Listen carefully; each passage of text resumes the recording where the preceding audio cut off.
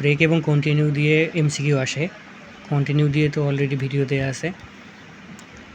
ব্রেকের ক্ষেত্রে কি হয় যে কোনো একটা লুপের ভিতরে কন্ডিশন ইউজ করে ব্রেক করে দেয়।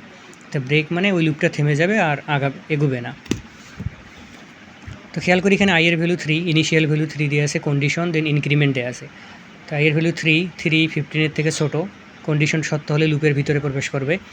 ইফ আই ইকুয়াল 6, তো বর্তমানে আইয়ের ভ্যালু 3 হওয়ার কারণে 3 তো 6-এর সমান নয়, ব্রেক করবে না, তো নিচে নামবে। নিচে প্রিন্টএফ আইসিটি আছে, তাহলে আইসিটি একবার প্রিন্ট হইল। Then I equal to I plus 3 হওয়ার কারণে 6 হবে, আইয়ের ভ্যালু 6 হবে।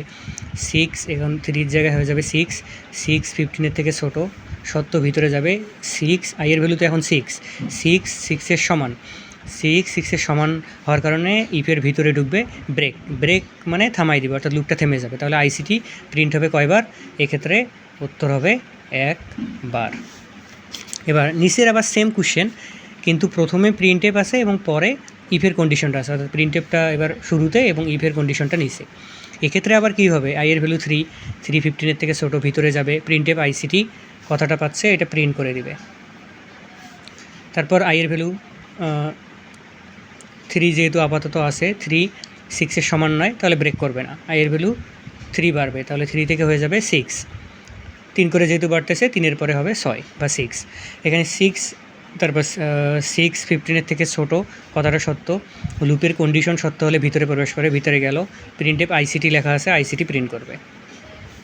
তারপর আইয়ের ভ্যালু আপাতত যেহেতু 6, মানে বর্তমানে তো 6 আপডেট হয়েছে, 6-6-এর সমান কথাটা সত্য হইলে কন্ডিশনের ভিতরে যায়, ভিতরে গিয়ে দেখতেছে ব্রেক করা আছে, তার মানে ব্রেক লেখা আছে মানে থেমে যাবে, অর্থাৎ লুপটা থেমে যাবে, তাহলে লুপ আর এগোবে না। তাহলে আইসিটি কয়বার প্রদর্শিত হবে? এক্ষেত্রে 2 বার। তো সেম কোশ্চেন, কন্ডিশনটা আগে ইউজ করার কারণে একবার, আবার কন্ডিশনটা পরে ইউজ করার কারণে 2 বার, এরকম কোশ্চেন আসতেছে। সো একটু বুঝে শুনে অ্যান্সার করতে হবে।